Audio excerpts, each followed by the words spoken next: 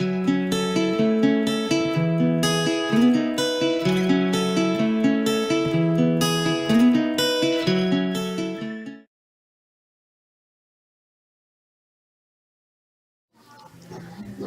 guys! It's Christine and this is our Family Budget. So today, gusto kong mag-usapan natin yung mga tanong kung bakit ka mahirap. Bakit ka nga ba mahirap? Yan ang gusto nating, yun yung gusto kong mag-usapan natin ngayon. So, let's start. Matagal na lang nagtatanong kung bakit ka mahirap. Hindi mo maintindihan kung bakit may mayaman, meron ding mahirap. At ikaw yung nabilong sa mahirap na parte. So, ganito yon. Ito yung mga pananaw ko, guys. For me, hindi ko kinokonsidera before nung hindi pa ako nagbabudget talaga, yung hindi ako I don't mind sa pagbabudget, sa pag-savings noon. Talaga kinoconsider ko talaga yung sarili ko na mahirap talaga kami. Parati kong tinatanong kung bakit gano'n, napaka-unfair ng buhay. Yung iba ipinanganak na mayaman tapos ako ipinanganak lang na mahirap. So ayun.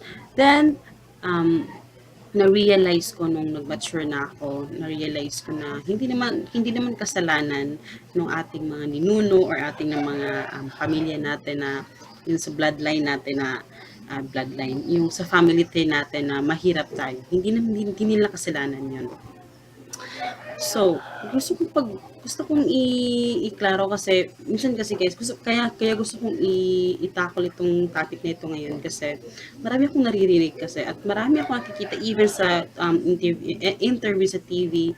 Alam mo yung sinasabi nilang okay ka sa telebisyon or kahit sa mga neighbors ko ganun, they really considered na yung buhay nila na mahirap talaga sila.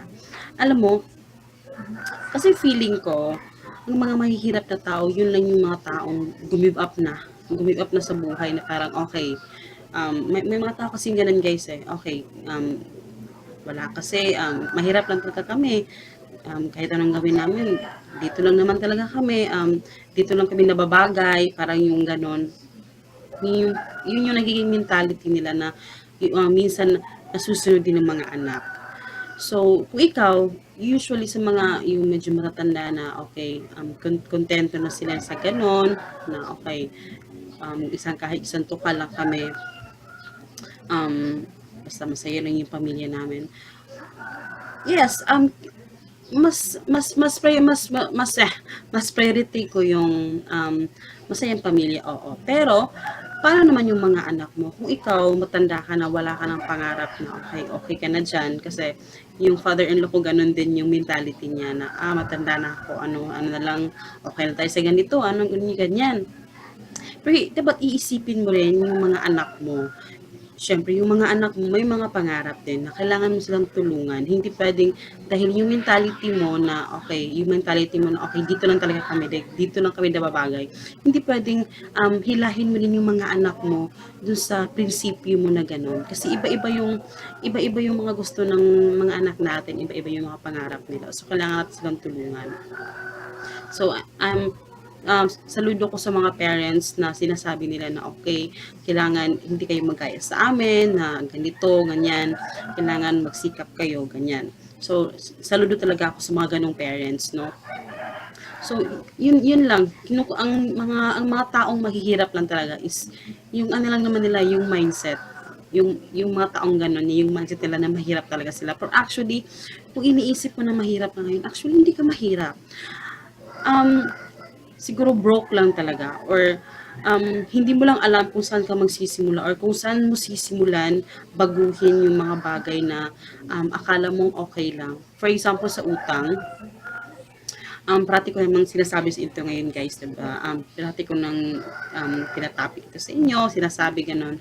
Pero alam niyo talagang, minsan sa mga hindi nila alam kung saan sila magsisimula or um, kung saan ano yung uunahin nila na kasi yung utang naging normal na kasi. Akala natin normal kasi usually sa mga tao maraming utang naman. So akala natin okay lang, normal lang naman na may utang kasi ganyan, kailangan naman talaga mangutang para um, part na yan ng buhay. Pero actually hindi. Hindi dahil halos na tao rin sa Pilipinas may utang. Hindi ibig sabihin na okay na 'yon. Hindi ibig sabihin na tama yung ginagawa.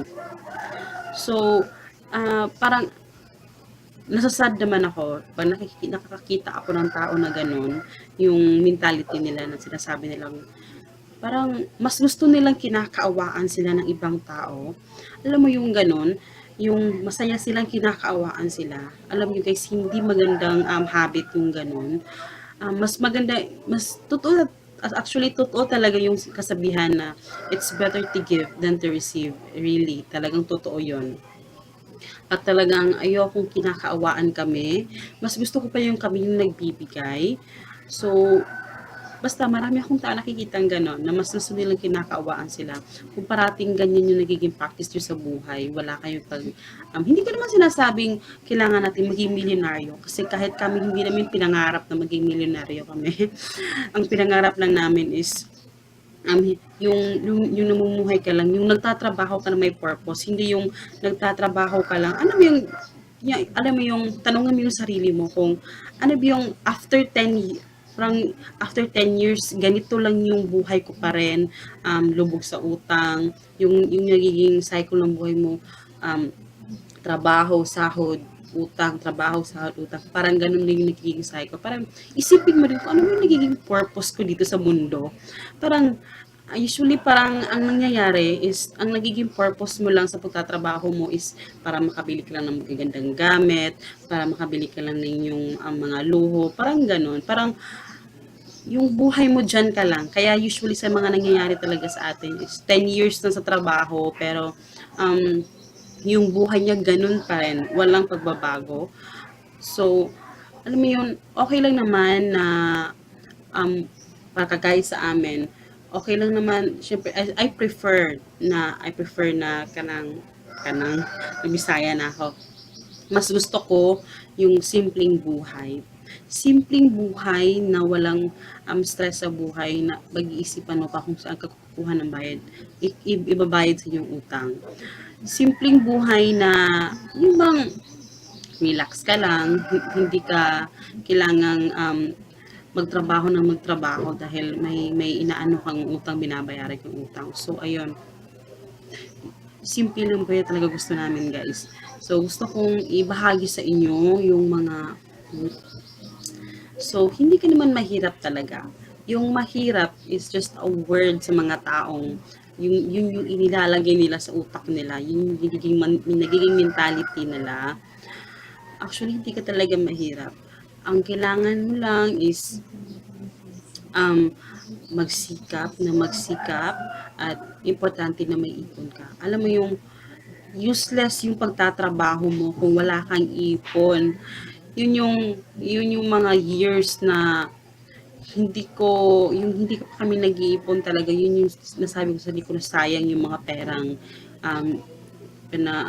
natanggap namin noon. Sayang yung pagtatrabaho namin noon. Bakit hindi namin naisip na mag-ipon?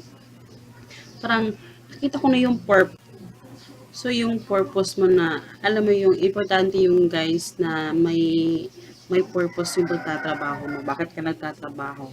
Kasi gusto ko magtrabaho hindi ka naman forever magtatrabaho talaga. So, kailangan may rason kung bakit ka nagtatrabaho. Hindi pwedeng nagtatrabaho ka lang para makabili ka ng sofa. Hindi nagtatrabaho ka lang para makabili ka ng magagarang damit.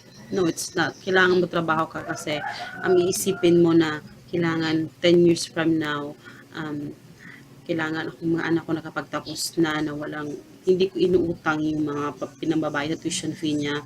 Kailangan 3 years from now, nakakuha na kami ng bahay at na binabayaran na namin. Kailangan 2 years from now, kailangan wala na lahat yung utang namin. Ganon yung dapat may purpose kayo. Hindi pwedeng, kasi na-realize ko rin talaga yan guys useless yung mga bagay na binibili natin. Kasi, for example, nung muntik na kaming masunugan, doon ko na-realize talaga, nag-sink in talaga lahat sa akin na kailangan, parang yung tinitingnan namin na malapit na yung apoy sa bahay namin, na-realize ko na parang give up ko na. Okay, okay, wala na talaga. Tanggap ko na wala na talaga yung mga gamit namin. Useless talaga yung mga gamit kasi hindi mo naman pwedeng kunin yung lahat. Diba? So, yung mga mabibigat, hindi mo pwedeng bitbitin sa labas. So, parang tinanggap ko na. Na-realize ko yun, ganun talaga. Okay, kailangan magsimula ulit. Pero yung problema namin dun is wala kaming ipon. So doon nag-sink in lahat sa akin na, oh my God, bakit ganon? Hindi ko na, saka, usually kasi guys, saka natin naiisip yung pag-iipon pag dumarating na yung emergencies. Yun talaga yung nagiging problema. At yun yung nagiging problema ng mga tao na ganon. Saka sa kanila naiisip pag dumarating na yung mga emergencies. So, yun, dun nag-sink in sa akin lahat.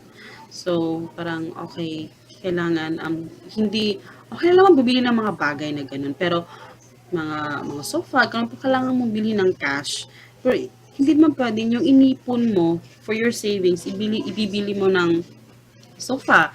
So, hindi pwede na ubusin mo yung savings mo para pambili lang doon. So, kailangan may savings ka at the same time, nag-ipon ka rin para sa pambili ng sofa mo. 'Di ba? Parang ganun. I-balance natin, guys. Hindi pwedeng iubos natin lahat doon.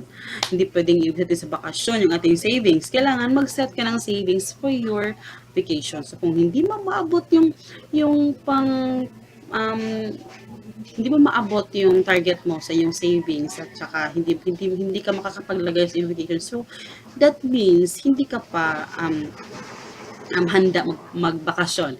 Hindi mo pa kayang magbakasyon sa mga ibang lugar, 'di ba? Parang ganoon.